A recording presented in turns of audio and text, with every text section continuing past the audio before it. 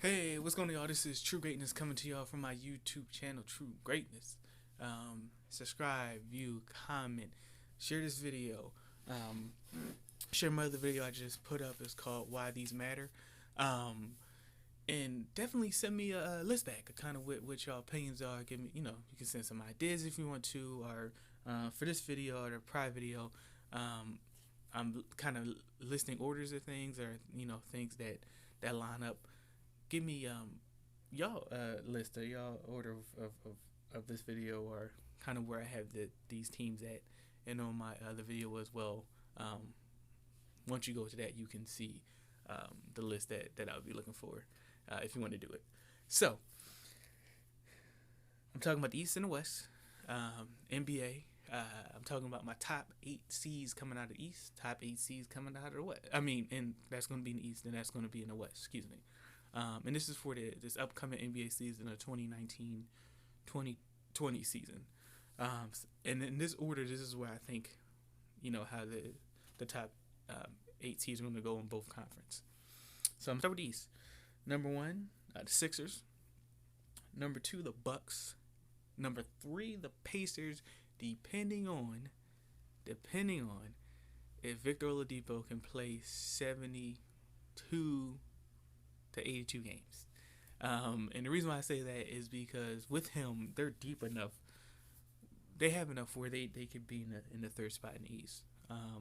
And even if they played in the West with the team they have now, I don't think they'd be in the third spot. They would probably, I would say, be around 5 or 6. But they're a really good team if Victor Oladipo's healthy. With the pickups that they did this off season, even though they lost some pieces as well. Number 4 is Boston. I'm going to say it's going to be Boston, excuse me. Number 5, I'm going to say it's the Raptors, because before Kawhi got there, they won 50-plus games the last 3 seasons. And then, obviously, with Kawhi last year, they won 50-plus again. And the 2 prior seasons, they won 48 and 49. And that was with a younger Lowry and in his prime, DeRozan. Well, you got an older Lowry, but you got it in his prime, Pascal Siakam, and those two together, and they've always had like a deeper around them, and they've won in the regular season until last year. The playoffs were the issue, to obviously them winning the NBA Finals. But I'm just going to give them their respect. And just say they're going to be about the 5th seed. 6, I'm going to say, is going to be Brooklyn, simply because the last time Kyrie Irving had a young, talented team, and I think even more talented young team around him, and he was a leader of that team, a perceived leader, they won 49 games, and they should have won more than that. So it's basically the same thing in Brooklyn now. So that's why I'm saying they're going to be around the 6th seed, because Kyrie got proved as a leader until KD come back. Number 7, I'm gonna say, is Miami, but they could move up as high as 4 or 3. Again, Oladipo for Indiana is that important that can sway where, in my opinion, where they end up. But like I said, the top 2 seeds, I think, no matter what, is going to be us, the Sixers, and then the Bucks, in that order. Number 8, I was between Chicago and Orlando, but I think Orlando is going to barely get in, or if it's Chicago, they're going to barely get in. And I think Chicago's more talented than Orlando, but they're still super young, and is Zach LaVine going to take that next level? If he takes that next level, then I'm going to say Chicago over Orlando, because Chicago has more talent than Orlando. But that's a lot of ifs. So I'm going to go with the team that made the playoffs last year, and basically bringing back the same team and say Orlando.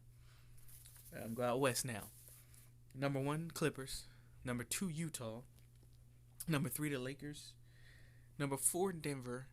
Number 5, I'm going to say the Rockets, because I think the Rockets are being overrated, and people have them higher than 5, and I don't think they're going to be higher than 5 in the West. They might even drop to 6, to be honest. I just think they're slightly overrated. That the Russ and James Harden backcourt isn't going to work as well as I think people are perceiving it too. Number 6, I'm gonna say is Golden State. I don't think they're gonna be a seed. I think people are sleeping on them. And yes, Klay doesn't come back to the All-Star game. I mean, to after the All-Star break, more than likely. But D'Angelo Russell is a really good player. So I think he'll hold the fort down, until Klay comes back, and then it'll be interesting to see how the four of them work together, Draymond and Klay and Steph. 7, I'm gonna say is Portland, because everybody else in the West got better out of those teams I just mentioned, and Portland basically stayed the same and swapped big guys. You let Cantor go, but then you got Hassan Whiteside, and Nurkic still was recovering from a broken leg. And as good as CJ McCollum and Dame Lillard, Dame Dollar is, everybody else got better, and they really didn't. So they're still gonna make the playoffs, but I'm gonna say 7.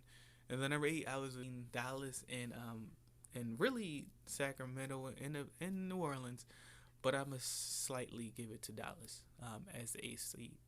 So those are my top 8 in the West, top 8 in the East this year for this upcoming season. And let me know who y'all got as the top 8 in the West, top 8 in the East in this upcoming NBA season. Again, this is True Greatness. Share this video, subscribe, comments, views, all are welcome, and y'all have a blessed one.